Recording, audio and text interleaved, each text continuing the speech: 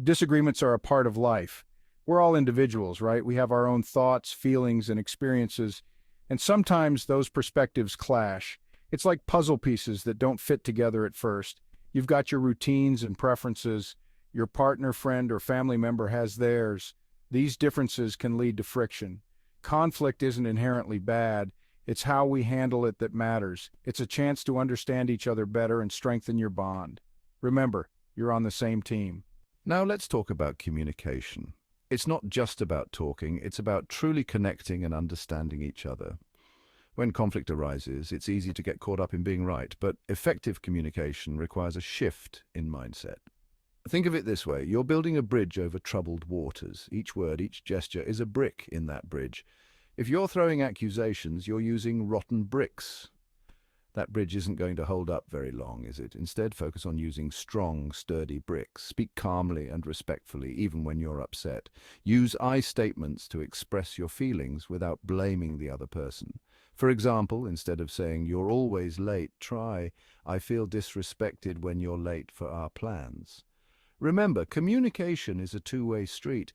It's not enough to just express yourself. You also need to listen to what the other person has to say. And I'm not talking about just waiting for your turn to speak. I'm talking about truly listening with the intent to understand their perspective.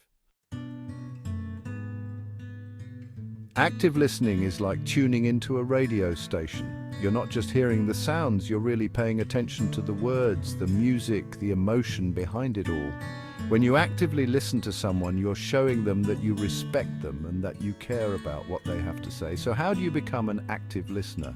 First, put away the distractions. Put down your phone, turn off the TV, and give the other person your undivided attention. Make eye contact, nod your head, and use verbal cues like "I see" or "Tell me more" to show that you're engaged. Next, try to understand their perspective, even if you don't agree with it.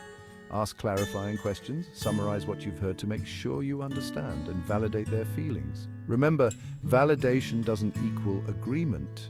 You can validate someone's feelings without necessarily agreeing with their actions. Active listening is a powerful tool for resolving conflicts because it helps to de-escalate the situation. When people feel heard and understood, they're more likely to be open to finding a solution. Section 4, Compromise: Navigating the Shared Landscape. Now let's talk about compromise. Compromise is like finding the common ground in a shared landscape. It's about recognizing that you both have valid needs and perspectives, and it's about working together to find a solution that works for both of you. Compromise isn't about one person winning and the other person losing. It's about finding a solution that meets both of your needs as best as possible.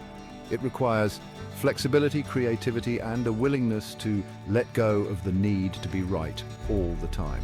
Start by identifying your non-negotiables. These are the things that you absolutely cannot compromise on.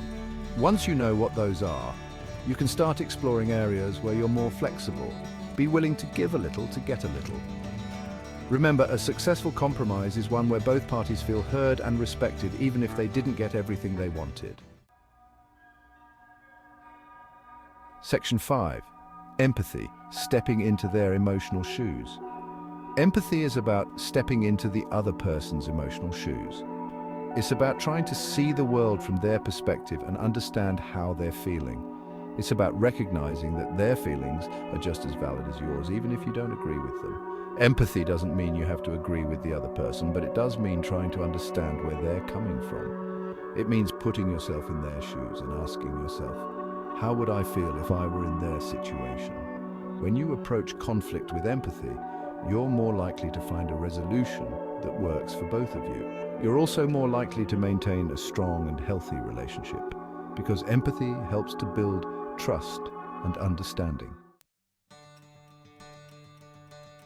Section 6, Stronger Bonds Through Resolved Conflicts. Look, resolving conflicts isn't always easy. It takes time, effort, and a whole lot of patience. But I'm telling you, it's worth it. Because when you learn to navigate conflict effectively, you're not just resolving the issue at hand, you're strengthening the foundation of your relationship. Think about it. Each time you successfully work through a disagreement, you're building trust, deepening your understanding of each other, and reinforcing your commitment to the relationship. You're proving that your bond is strong enough to weather any storm. So the next time you find yourself in a conflict, don't run from it. Embrace it as an opportunity for growth. Remember to communicate effectively, listen actively, be willing to compromise, and approach the situation with empathy. You got this. Now I want to hear from you.